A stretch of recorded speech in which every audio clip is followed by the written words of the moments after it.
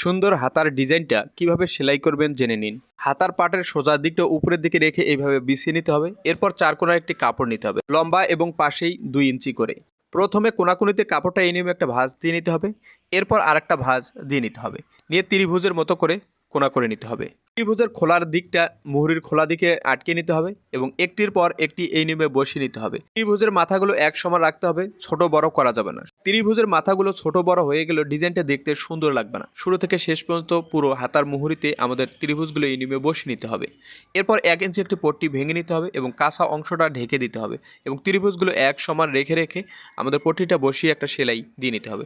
এরপর পট্টিটা আমাদেরকে ভিতরের দিকে এভাবে গুজিয়ে দিতে হবে, দিয়ে আঙ্গুল দিয়ে ঘষে ঘষে ভালোভাবে ত্রিভুজটা বসিয়ে নিতে হবে।